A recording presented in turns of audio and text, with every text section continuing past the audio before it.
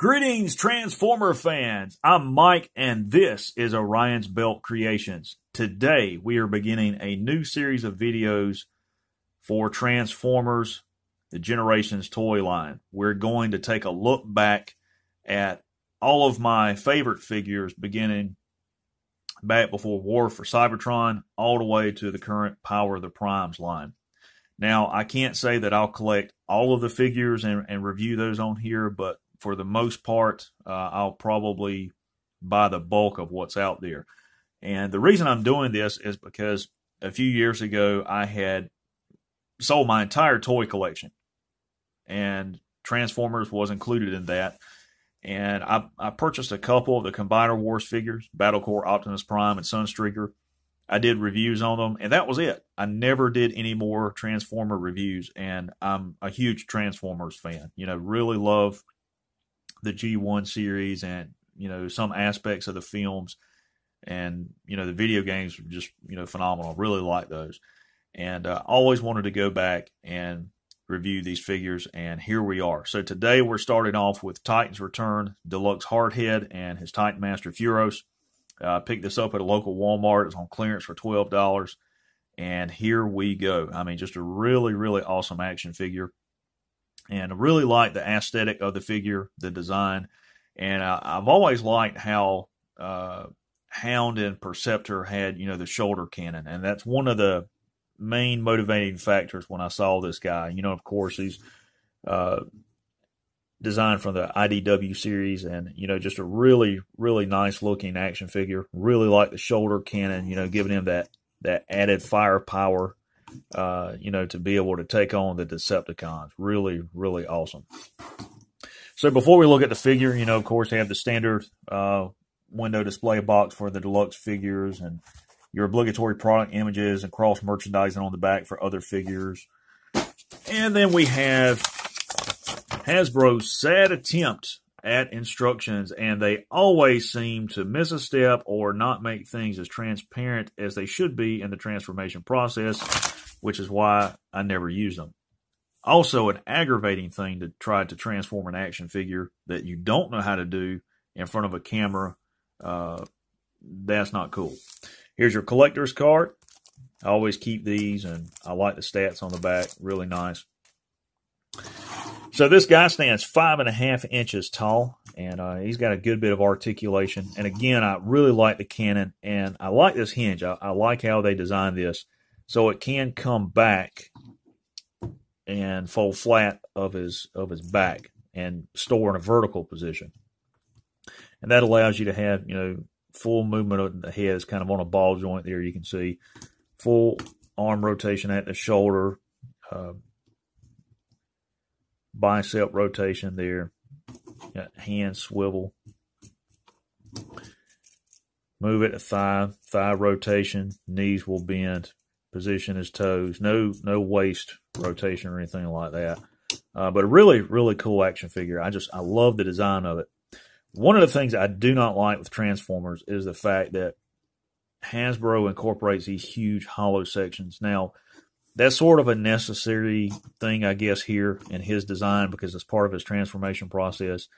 But when you look at the weapons and stuff like that, you know, you can go to lines in years past and see that they were much better quality toy, much better quality plastic than what we see here. I've seen a couple of third-party Voyager class figures of Hardhead, and I really would like to see Hasbro do a Voyager class in their mold. There's things that I liked on both of the third-party figures, and there's a lot that I disliked. And, you know, I think Hasbro could invest a little bit more time and money and give us larger-scale figures like him because, of course, he's a tank, which would be more comparable to figures like Optimus and Megatron, Starscream, what have you. But still a really cool action figure, really like him. So the transformation process goes like this. You're going to take his hands and flip them up into these cavities. You're going to rotate his arm back around, and you're going to push his forearm into his shoulder to form the tread assembly right there. Then you're going to take Titan Master and just pop it out. Plugs into that port right there. On his feet, you're going to flip his feet in like this. Then you are going to come back here and untab that entire assembly like that. His legs, you're going to pull the tread section out of his lower legs. And this is a double jointed section here. And they're going to kind of collapse in like this.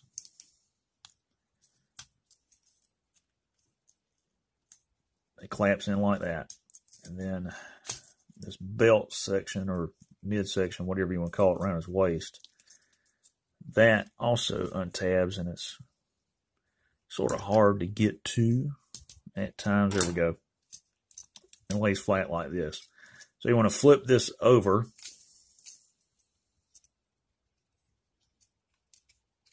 And you want to pull this entire assembly back, and you want to straighten this section out like this. And then right here at the top, that section on the side is just going to peg in like that for the rear treads. The front treads, this round section here is going to plug into or that empty space right there.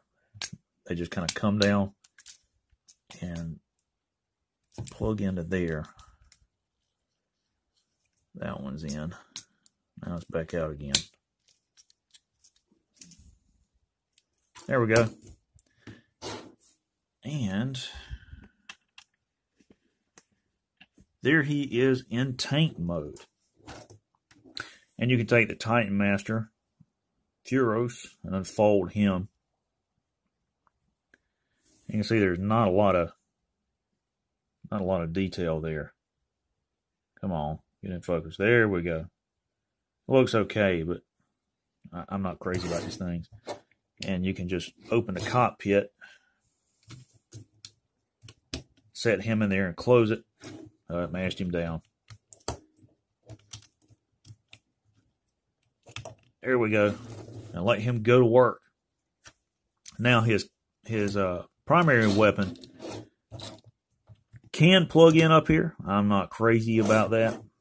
I mean, it just looks goofy to me. There's another port. There's supposed to be another storage port somewhere.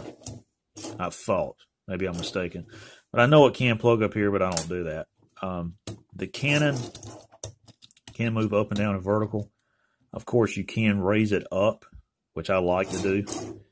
And then you've got the ability to pan it left and right or tilt it up and down. And his alt mode's not that bad. It's okay.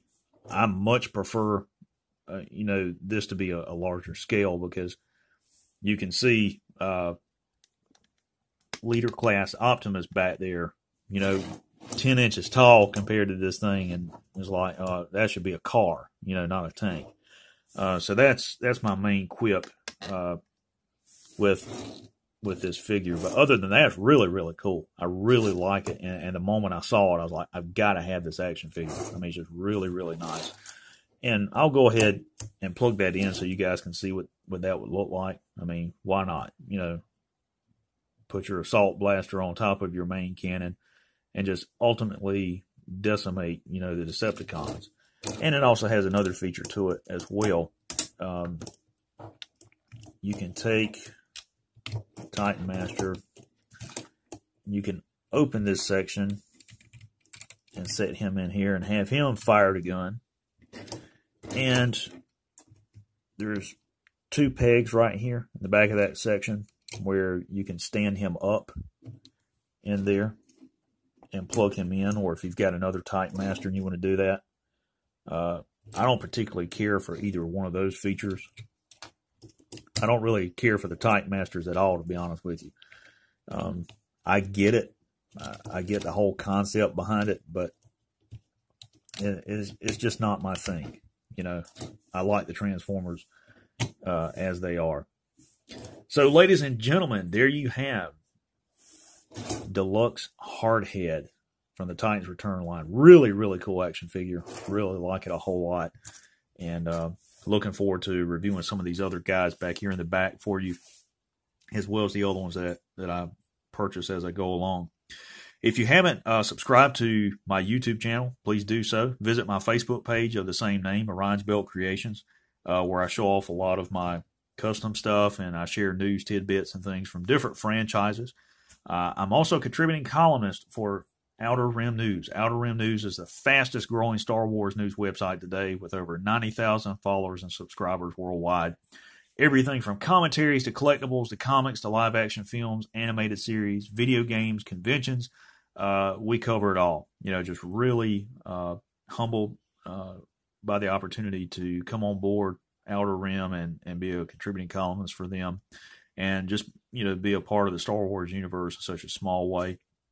And I'm really hoping that something opens up with Transformers, because, you know, I like both franchises, but I'm really passionate about these guys. You know, I think there's a lot of potential out there for some different stories, maybe in the novelizations and that kind of thing, and fan fiction.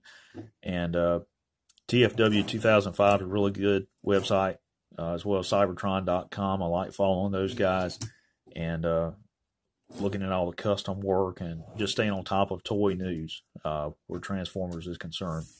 So thanks, guys, for watching the video. Stay tuned. There's more to come.